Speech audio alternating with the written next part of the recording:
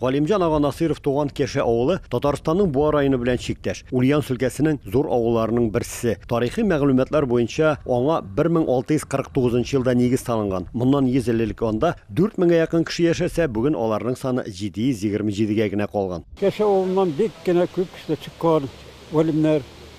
Үзе кичкенә авыл булса да, галимнәр бик күп булган моннан. Галимҗан абый шушы исемлекне дәвам итүчеләрнең берсе. Ул әлеге нигездә 1922 елда дөньяга килә. Алар яшәгән бу йортта моннан берничә ел элек авылдашлары истәлек тактасы да ачтылар. Ә бүген әлеге йорт янында аны кабат искә алдылар. Галимҗан абыйның исемен дә карасак менә, Галимҗан, галимле кеше. Галимҗан. Исеме кебек, фамилиясе кебек, Насиров кебек, менә моның да мәгънәсе шулайрак. Шулай да Галимҗан абый авыл халкын бик тә яхшы беләдер иде.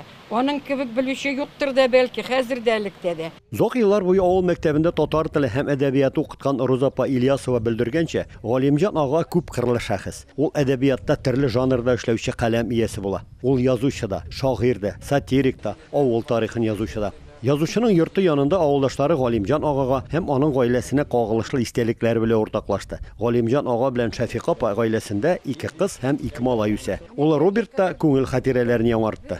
Таләпчән, гадел, авылда әтибләрнең тормышының зур өлеше узган. Авыл халкы бит ул бер зур гаилә кебек яши. Ул үзенең халкын, авылдашларын бик хөрмәт итеп, алар турында менә шундый сүзләр язып калдырган. Мәктәп укытучылары һәм балалар аның шигырьләрен укыды. Бабаннар мирасы безгә зур хәзинә. Авырны җиңәвер, авырга баш иеме. Һәр төштә, тормышта яңалык эзләйем. Бабаннар кебек мин эзләнәм. 70-нче елларда Галимҗан ага туган авылы Кеше мәдәният йортында авыл тарихы, аның танылган кешеләренә багышланган музей да оештырып җибәрә. Бүгенге буын аның үзен дә онытмый, аңа багышлап тулы бер экспозиция эшләп куйганнар. Бөек Ватан сугышы ветераны Галимҗан ага Мәләкәс педагогик техникумын тәмамлый һәм хезмәт юлын укытучы буларак башлап җибәрә. Балаларының әйтүенә караганда, Галимҗан ага кеше яшьтән үк әдәбият белән кызыксына. Узган гасырның 50-нче еллар башында Галимҗан ага Казанда нәшер ителүче Чаян журналында эшли. Шул чорда аның язмалары Совет әдәбияты, Азат хатын һәм Ялкын журналларында да басыла.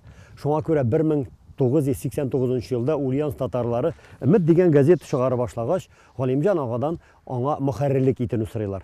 Бу вакытта инде ул лаеклы ялда булса да һәм сәламәтлеге чамалы булса да ризалаша һәм газетага мөхәррирлек итә.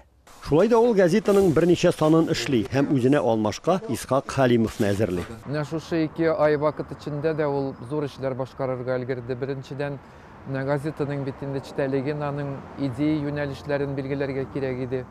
Һәм шулай ук кадрлар тупларга да өлгерде ул. Әмма ләкин сиңа үзеңә эшләргә җиңелрәк булсын дип аларны барысын да испытательный срок белән алган иде эшкә. Һәм 1 марттан бит инде ул сәламәтлеге аркасында китте редакциядән. Без аны бик тә үтенеп сорадык инде редактор урынбасары булып калырга һәм май аена кадәр ул безнең шушы вазифаны башкарып, үзенең материаллары белән шатландырып торды. Кызганыч, Галимҗан ага газетаның берничә санын гына чыгарырга өлгерә. Ул 1990 елда 68 яшендә вафат була. Мәрхүмнең васыяте буенча аны авыл зиратына җирлиләр. Аның туган көнендә татар җәмәгатьчелеге, редакция хезмәткәрләре һәм туганнары аның кабрен зират кылдылар.